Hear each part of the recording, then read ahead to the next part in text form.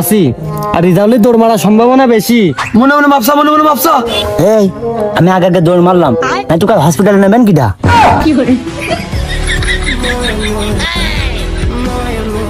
ভাই নাটক মারেন দিনই নেতা খেয়েছে এখন বসে থাকার সময় আছে আর এই রে পিট মনে ঠাবিয়ে কেটে গেছে সব। ও তো বোন কি বের করতে মার মার।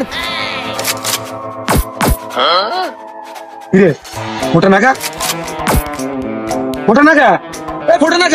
এই থাকিস রে।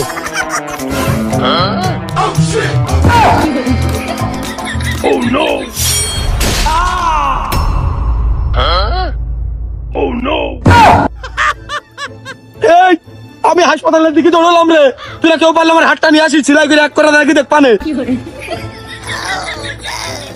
আসতে মারতে চাইলাম, হাতি পড়ে গেল। নেতা হাত গেলে তো কেস নাম্বার 2 সেকেন্ড লাগেই, অস্ত্র তো লাগবেই না, রেখে তুই নিজের কাছে।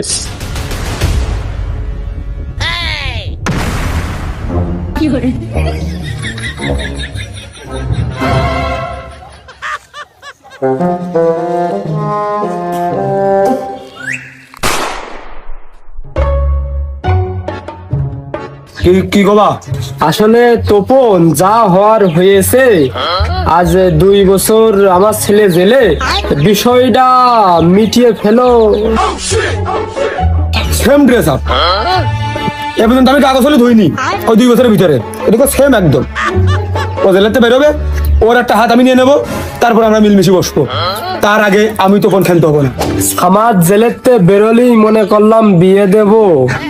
বিয়ে আমারও হয়নি, এই হাতের জন্য বহুত মেয়ে ছেলের বাপ মাস আমার রিজেক্ট করে করে ফেলাই দিয়ে গেছে, আমারও বিয়ে হয়নি।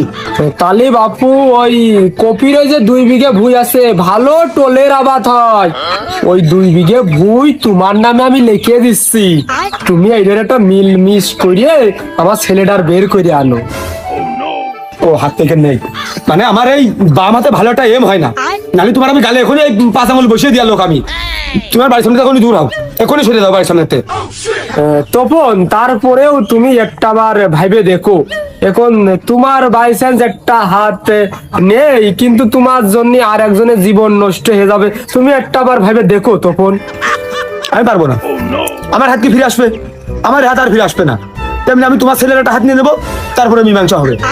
ও বাপু তপন, তাহলে ওই 2 বিঘে টোলের আবাদের পাশাপাশি ওই যে যেইখান পটল লাগাইলাম সেটা 1.5 বিঘে হবে, ওইখানে তোমার নামে আমি লিখে দিবানে, তুমি একটু ভাবিয়া দেখে নে বাবা। ওই